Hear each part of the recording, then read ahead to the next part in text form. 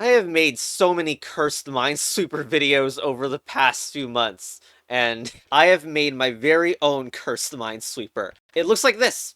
There it is, one screen, everything in there. Well, it's clearly interactive and not just an image, so... But first, I gotta stall by talking about the development of this game so the video skimming and skipping clowns don't insta-spoil themselves. Do not skim through the side freaking bottom bar of this video, please. So this was made for something called the Confounding Calendar, which is sort of like a game jam for puzzle games. The restrictions are that it has to be in one single screen, and it has to use, and for this year, they had this particular color scheme of only this semi-grayscale, but it's kind of blue art style, and with one extra custom color. So for me, I picked red, and there's quite a variety of custom colors, but red obviously makes sense for Minesweeper, and it's very well used, I think, because it colors the flags and represents an error down here if you don't correctly mark stuff. The single screen restriction is both a blessing and a curse. It reduces scope creep, which is great for, like, especially, like, newer designers and such, but not all ideas can get in, and some of them will be cut. And one of the ideas I actually had, but the idea didn't quite work out, was actually done by someone else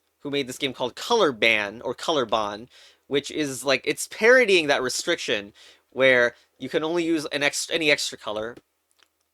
And the idea of this game, okay, it's pretty big, but, like, you guys can see, there's these blocks, and oh no, there are multiple extra colors, so the game no longer satisfies the rules, because we have a red and an extra color yellow. The yellow came from, like, us uncovering that yellow, and that broke the rules of the jam. So that, I was going to do this idea, but it would also have, like, a hue slider and in the world. I don't know if this game does. I have not even played it much. I just know that it also had this great idea. Another fun trivia about this game is, this game really wasn't even supposed to exist. You see, there's someone called Salve, who, along with an unpronounceable last name, has made a different game in the same jam, Copy Pasta with Cheese, which is this. This game I have actually played in my first video of the Confounding Calendar. 6 short satisfying single screen puzzles, what it's called, that video. Anyway, Salve is very relevant to this, because I also know Salve as Lingo's best custom content creator, who is a major troll. I don't even know if I'm gonna have this video posted by the time this video releases, because I don't freaking upload videos in order anymore. But let's just say,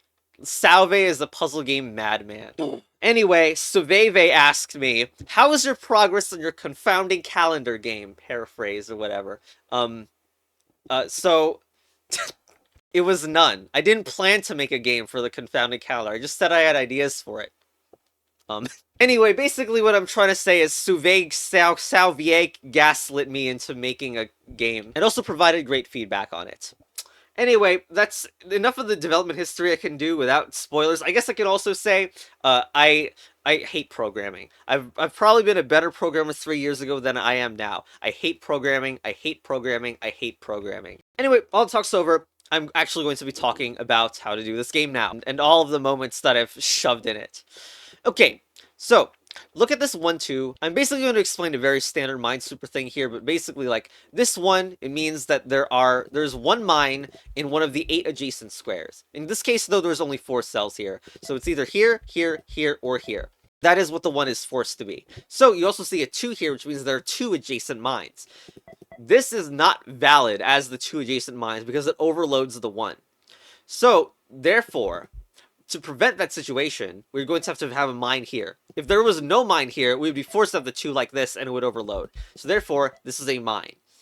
Now, we know that for this 2, one of the mines is here. The other one is either in here or in here, and that accounts for this one fully. So therefore, this and this are blank, and they have no mine in them. We know the mine is in here or here, but we don't actually know where. You basically use that logic of, like, narrowing down mines or preventing overloading mines to figure it out. So for example, if you look down here, I'm going to focus on this section here. So this is a almost similar situation. You see this 1, it means that there is a mine here or here. That's the only possible choices it could be. And meanwhile, this one, it sees this and this, but also sees these 3 cells. And they all have to be blank, because there can't be a mine in there. Otherwise, then those would also have to be blank, and this one has no mine to see. So, these are all safe. Now, I'm gonna just focus on this region over here, so it's actually, like, easier to explain. Basically, we have this 1. it means there is one mine in those cells, because again, it's looking at the 8 adjacent cells, and in this case there's only 2, so there's one mine in either of these cells. This 4 means that there are 4 mines, but we already know the location of one of them. It's the one that we just marked. So across these, there are 3 mines. Okay. And of course, notating them is a bit weird, so I'm just going to mark that as a 3 miner. Okay, so now, look at this 5. The 5 is looking at this entire area here, but again, 3 of the mines are already accounted for. So that means there are 2 mines within there. And look, there's 2 cells. So if we go back here, we can mark those as being both mines.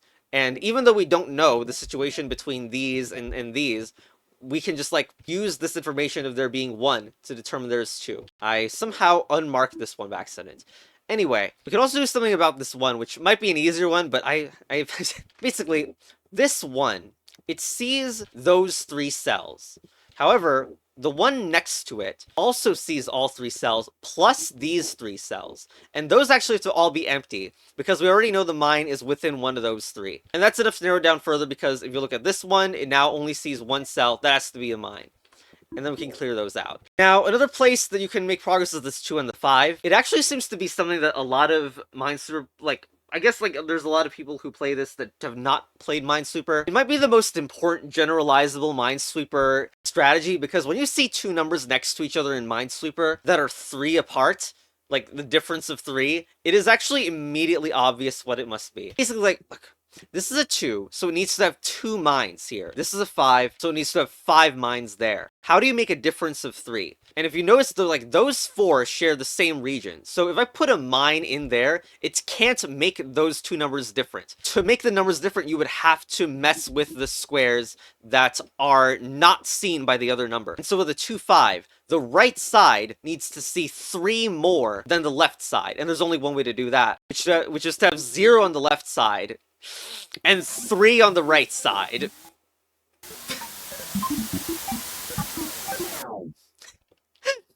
The amount of people that get jump scared by that in streams of them playing is amazing. But yes, the goal is a rug pull. Told you it was a cursed Minesweeper. Anyway, so you look at this 3. We already have 2 mines on it, so there is 1 mine within one of these, although we don't know where it is. So, if you think about it, there's 1 mine here. This is a 2. So therefore, there's 1 mine here, and 1 mine here. So, now this is a 3, and we know that 1 mine is within one of those, even though we don't know where it is. And so, there's only 2 other cells, so they must be both mines, and the other remaining mine is within one of those. Now, now what?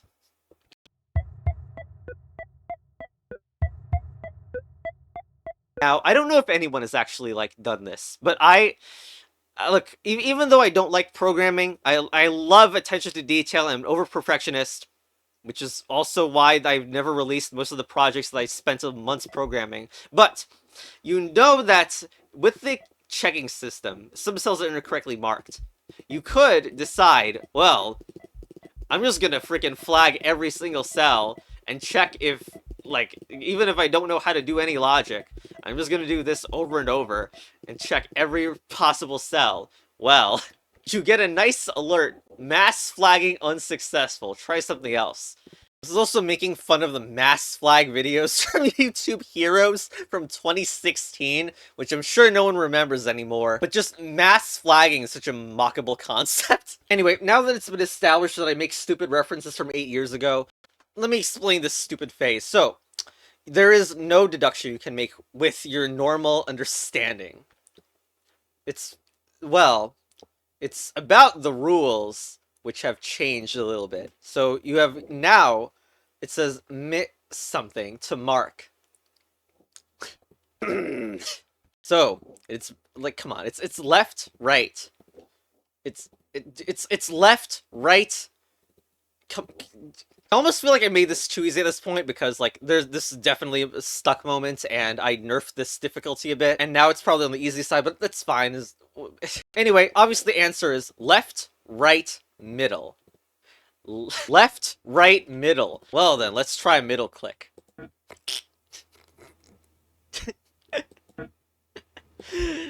Yes, 0.5. And So, like, just clicking will immediately get you here, pretty much. Okay, so how hard is it to understand what a 0.5 is? So, I mean, look, it's a 3, it has 6 adjacent squares. It's a 0.5 is correct, and no square is different than any other. So, you can see that this actually is correct. I am just going to put all the other spaces where this is correct as well. So here is correct. This is also correct. This is also correct. And here, and here, and here. So do you understand what a 0.5 is yet? It's the one. Like the other mines, by the way, I selected this font on purpose because it looked like a 1 if you colored it right, so I'm very happy about that. But a 0.5 represents those spaces where, oh, there was a mine here or here, we didn't know which. Well, it's basically like there is a half chance for either cell to be in mine. And so in situations like this as well, this is a 2, there are 4 cells. So there's 2 mines in 4 cells, 2 divided by 4, you know, that's obviously 1/2. The same is true for this 3, where it says 6 cells, so 3 over 6, that is 1/2.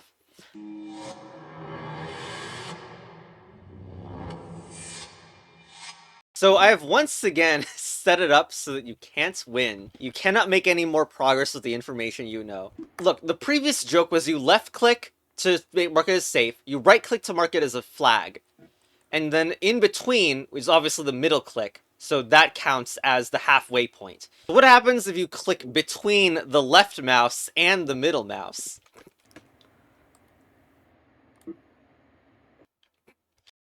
Chess battle advanced. So, yep. I mean, you do that, and this is a 2, by the way. We already have one of the mines accounted for, so there is 1 mine in these 4 cells, and 1 divided by 4 is a quarter, so that is, in fact, the value we do.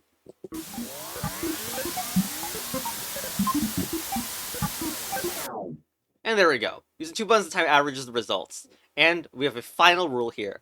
The goal is now 27 mines, and well, okay, another thing that you might be thinking is, if left and middle work, does right and middle work? Absolutely, you get 7.75. So, around here, remember this? Remember when we said there were 3 mines in 4 cells? That is 3/4, so there we go. Nope, wrong there. Okay, final one. 4 mines are remaining. What is the last curse trick here?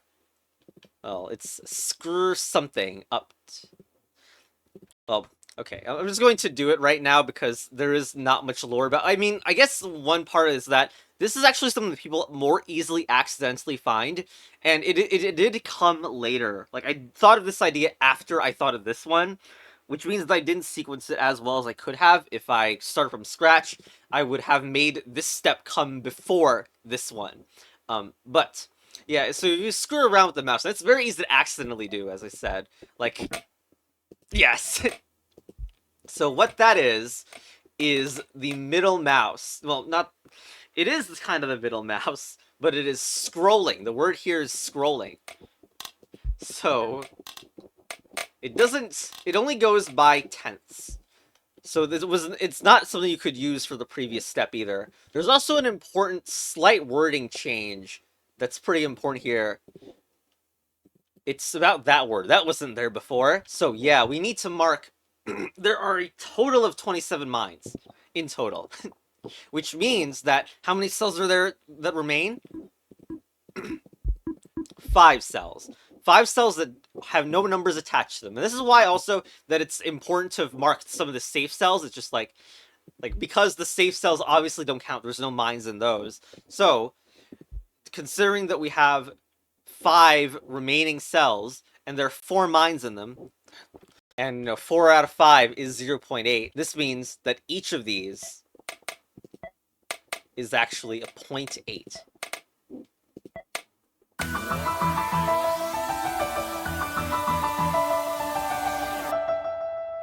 Bonus trivia section. So, the first thing is, like, this, I did this since, like, the very beginning, but every cell that is, like, in that section, it's coded so that you don't like, win by doing that. It's like, I counted for that. I'm not stupid. Secondly, it seems like people, like, they solve this in a weird way where they mark these and like they figure out the logic with the 3-2-3 without doing the 2 and 5, and that's really interesting to me. That wasn't the way I envisioned it. But perhaps the 2-5 like differential trick is not obvious and not that well known. The stuck don't worry all solutions are equally valid is a meme from Salve. The sound effects for my stupid Minesweeper meme have been used in this game. It's that sound and various pitch shifts like that one. You can't do these inputs on a laptop. You might have realized this problem. I definitely realized this problem, and I didn't know what to do about it. Well, thanks to Salveve, there is an alternative route that involves no mouse clicks. I will not be explaining it. I will just be... That's just there to find for the people who, I don't know, spoiled themselves, I don't know. It'd be very useful to find that route if you're one of the people who put .6 instead of .5 over here. Also, I got the inspiration for this idea from various Minesweeper probability calculators. So these are things where, like, you can press logic or get the probabilities. And so, like, you can press probabilities, you can see all different probabilities, including ones that have to be 0, and ones that have to be a mine, like this square.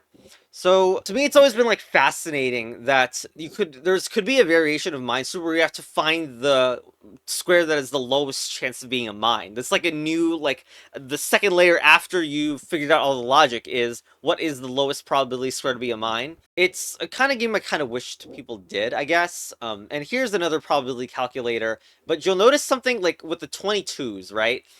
Now, I actually had a problem when I was thinking about, like, various bits of logic, because no, this 22, which means that it's like 70% safe, blah, blah, blah. In other words, like, it's 22% of a mine. If you think about it, this is heavily mine count influenced. This 22, if we had, like, a ton more mines that they almost filled the entire board, then obviously these numbers would be a lot higher for all of them to be, like, mines and high numbers. Which means that except for cases like this one right here, this one, like, those are safe. And so these have to be 50-50. Besides those where the mines are completely locked down by other numbers, if there's a variable number of mines within a calculation or a piece of logic, it must include the mine count. Otherwise, you can't get a definitive probability. And I could not find a way to make that work as satisfyingly as I would have liked it to, although I still think I did a pretty good job. Anyway, that's basically all I have for you. I mean, I know a bunch of other Curse of Minesweepers. I don't know if I'm going to make another video. Probably am. I can find enough new variants, of course. And I'm also thinking about making a Minesweeper Bullet Hell roguelike. Yes, I already have a massive amount of ideas. And no motivation to code. Well, because I want to die every time I try to code. Anyway, goodbye.